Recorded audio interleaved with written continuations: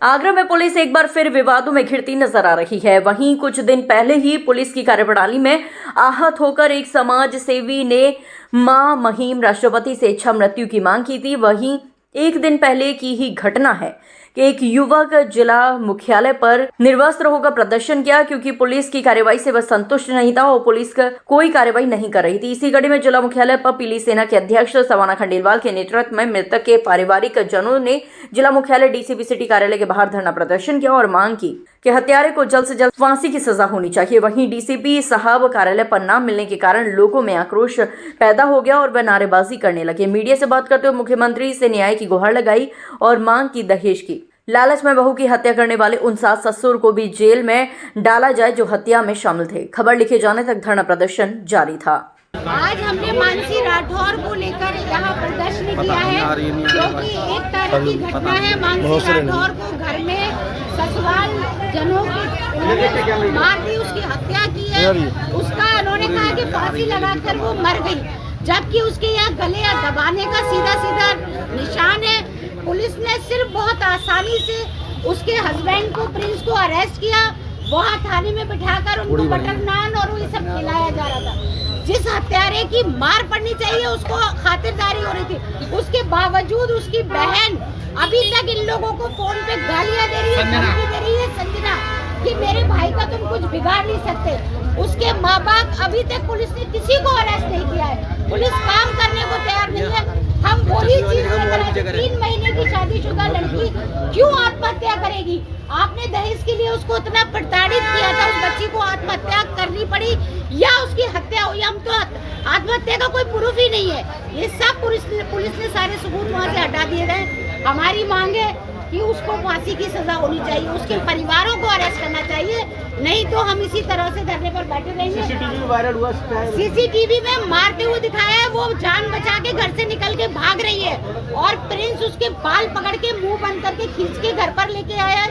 रात को लेकर आया, सुबह 6 बजे उसकी मौत हो गई है। कोई जांच का विषय नहीं हो रहा, कुछ नहीं हो रहा। डीसीपी साहब इससे पहले भी आई थी एक बच्चे की मौत पे उसका लेके, तब भी डीसीपी साहब नहीं थे और आज भी नहीं है। कोई बात नहीं, हम बैठे रहेंगे, वेट करेंगे। जी सर, आज एक तारीख को मेरी भतीजी का निर्मम हत्या की गई थी और जब से आज तक उसको कोई इंसाफ नहीं मिल रहा है। पुलिस की कार्रवाई है जो कहीं ना कहीं ढीली दिख रही है, उसमें लापरवाही दिख रही है। इस संदर्भ में आज हम लोग यहाँ कलेक्टर पर डीएम साहब को ज्ञापन देने आए हैं और उसके लिए हम लोग सारे इकट्ठे हुए हैं। सारा परिवार, मानसिक परिवार इकट्ठा हुआ है। बेटे को इंसाफ के लिए हम लोग यहाँ पर आए हैं।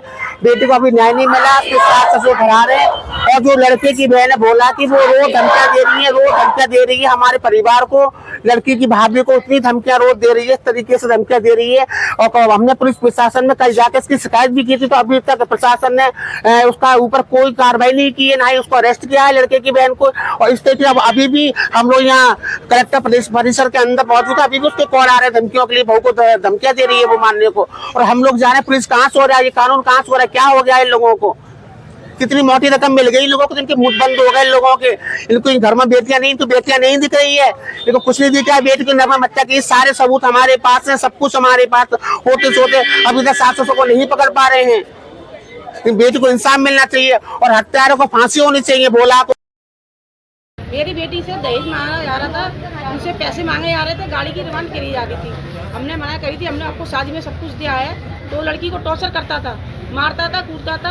हम उसको ये कहते थे क्यों मारते हैं, तो उसको बहुत मारता था। तो हमने उससे पूछा था, तो ये बताओ टॉर्चर करता था। उस पर ये भी नहीं था, उसको लड़की को बहुत मारता था। हमने उसको समझाया भी था, पर उसको दहेज के लिए मांग के लिए मैं अपनी बेटी के लिए न्याय मांगती हूँ। जब उसको मारा था, उसका लड़की का फोन मेरे पास आया था सुबह 8 बजे। तो मैंने कि बेटा हम अभी आते हैं। तो कह रहा कि मैंने उससे ये भी की थी, तूने लड़की को मारा है, हाँ कर ले, क्या कर लेगी? तो मैंने अभी आ रही हूँ, वहीं खड़ा रही हो, क्या तू खड़ा है? जब तक मैं वहाँ पे पहुँची थी, तो अब जिसने शादी कराई थी वो मेरे से पहले पहुँच गए थे। तो उन्होंने बात की तो उनको भी गाली देने लगा था।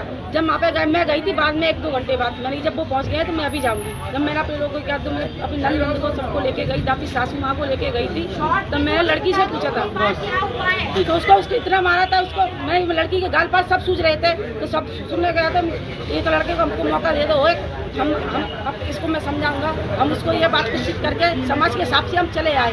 हमको सिर्फ 1 घंटा नहीं हुआ था, हम घर पे बैठे थे तो उनका तब भी फोन हमारे पास नहीं आया था। जो हमारी एक बेटी माँ ब्याई थी उसका फोन आया था, आप घर पे बैठे हो, आपकी लड़की को कैसे ले आ रहे हैं, क्या हो गया आपकी बेटी को, देखो जाके।